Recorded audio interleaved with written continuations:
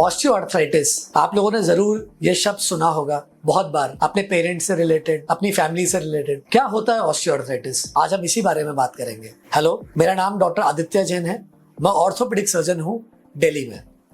Osteoarthritis का मतलब जोड़ों का घिसना। ऑस्टियो मतलब हड्डी, आर्थ मतलब जॉइंट, आइटिस मतलब इन्फ्लेमेशन। सबसे कॉमनली ऑस्टियोआर्थराइटिस देखा जाता है नी जॉइंट में, साथ ही साथ हिप जॉइंट में भी हो सकता है, एंकल जॉइंट में भी हो सकता है, रिस्ट, शोल्डर, एल्बो, स्पाइन में भी हो सकता है। ऑस्टियोआर्थराइटिस के क्या क्या कारण हो सकते हैं? ऑस्टियोआर्थराइटिस का सबसे पहला कारण और सबसे कॉमन कारण है बढ़ती उम्र, यानी कि ओल्ड एज। जैसे जैसे एज बढ़ती है, हमारे घुटनों में जो कार्टिलेज होती है दोनों बोन्स के एजेस पे, इसमें दरार पैदा होती है, कार्टिलेज गायब होता है और ये हड्डी आपस में टकराने लगती है।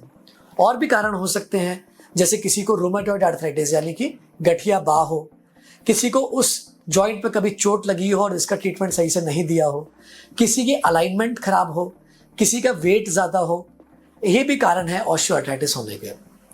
इसके क्या क्या लक्षण हो सकते हैं, सिम्टम्स? इसके सिम्टम्स होते हैं कि आपको घुटनों में या जॉइंट्स में पेन हो रहा है, स्वेलिंग हो रही है, स्टिफनेस हो रही है, आपका घुटना टेढ़ा हो रहा है, आपको रात में सोते हुए पेन हो रहे हैं। ये कारण हो के साथ साथ आपके सिम्टम्स भी हो गए। अब इसका डायग्नोसिस कैसे करेंगे आप? कैसे पता लगाएंगे कि मुझे ऑस्टियोआर्थराइटिस है कि नहीं? ऑस्टियोआर्थराइटिस पता लगाने का सबसे बेसिक एक ट्रीटमेंट डायग्नोसिस का तरीका है, वो है एक्सरेज। आप उस जॉइंट का, उस एरिया का एक्सरे कराएं। 90% एक्सरेज में ऑस्टियोआर्थराइटिस दिख जाता है। अगर बहुत ही ज़्यादा माइल्ड स्टेज है और आपको पेन परसिस्ट कर रहा है, एक्सरे नॉर्मल है, तो एमआरआई कराने से भी अर्ली चेंजेस पता लग सकते हैं। तो दोस्तों, ये था ऑस्टियोआर्थराइटिस के रिलेटेड हमारी बातें, कारण, सिम्टम्स और डायग्नोसिस। मेरे को रोज ओपीडी में सुनने मिलता है कि सर ऑस्टियोआर्थराइटिस कैसे बूढ़े लोगों को होगा, या हम बूढ़े हो गए हैं तो हम सबको ऑस्टियोआर्थराइटिस होगा। ऐसा नहीं है। ऑस्टियोआर्थराइटिस किसी को भी हो सकता है, बट उसके कुछ रिस्क फैक्टर्स हैं कि इन पेशेंट्स को ज़्यादा कॉमनली हो सकता है। जैसे किसी का वेट ज़्यादा हो तो उसको हो सकता है, किसी की एक्टिविटी सीडेंट्री हो, मतलब ज़्यादा एक्सरसाइजेस नहीं करता हो तो हो सकता है, किसी के घुटने की अलाइनमेंट खराब हो कि स्ट्रेट घुटने की जगह किसी का घुटना टेढ़ा हो, जैसे कि ओबीस पेशेंट में हो सकता है, एशियन पेशेंट्स में हो सकता है, तो उनको भी ऑस्टियोआर्थराइटिस के चांसेस बढ़ जाएंगे। किसी को रूमेटॉइड आर्थराइटिस हो, यानी कि उसको गठिया बाह, ऑटो इम्यून डिजीज हो, तो उसको ऑटो इम्यून सिस्टम एक्टिवेशन की वजह से भी घुटने घिस सकते हैं। अगर किसी को फ्रैक्चर हुआ हो उस जॉइंट में और कार्टिलेज में दरार पैदा हो गई हो और कार्टिलेज को एक्यूरेटली नहीं बनाया हो, तो भी ऑस्टियोआर्थराइटिस हो सकता है। तो ऑस्टियोआर्थराइटिस ऐसा नहीं है कि सिर्फ ओल्ड एज प्रॉब्लम है। हाँ, देखा जाता है सबसे कॉमनली ओल्ड एज में है, बट यस, हमने 30 ईयर्स, 20 ईयर्स, 40 ईयर्स, 45 ईयर्स में भी देखा है। जैसे कि एवीएन नाम की एक बीमारी आपने सुनी होगी, जो यंग लड़कों लड़कियों को होती है, जैसे स्टेरॉइड्स खाने की वजह से होती है।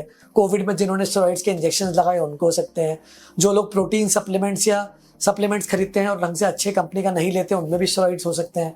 तो स्टेरॉइड्स खाने से, अल्कोहल इंटेक से, इनसे भी एवीएन यानी कि बोन के एजेस का मरना स्टार्ट होता है। ये यूजुअली हिप जॉइंट्स में देखा जाता है।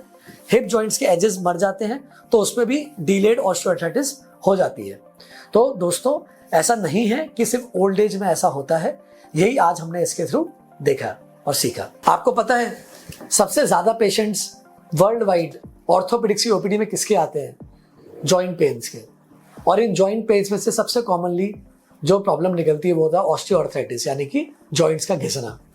नी में सबसे ज्यादा होता है, बट हिप में भी हो सकता है और शोल्डर में भी हो सकता है और बाकी जॉइंट्स में भी हो सकता है। तो नी आर्थराइटिस अगर है किसी को, ऑस्टियोआर्थराइटिस, जॉइंट्स का घिसना, और वो कैसे उससे बच सकता है, और अगर आगे ऑपरेशन से बचाना है तो कैसे बच सकता है, डिजीज को आगे बढ़ने से रोकना है तो कैसे बच सकता है, इसके लिए बड़ी सिंपल सेट ऑफ एक्सरसाइजेज होती हैं। नंबर 1, क्वाड्रिसेप्स स्ट्रेंथनिंग, यानी कि फ्रंट ऑफ थाई की मसल को स्ट्रेंथन करना। Hamstring strengthening, back of thigh. VMO, inner side of thigh. Core abdomen, यानी कि अपने एब्डोमेन की स्ट्रेंथनिंग, ताकि आपका वेट भी कम हो और आपका कोर स्ट्रांग हो, ताकि नी पे प्रेशर ना पड़े। और साथ में हिप एबडक्टर, यानी कि साइड ऑफ हिप्स की मसल, ताकि आपका लोड और आपकी वॉकिंग की गेट बैलेंस्ड रहे। Thank you.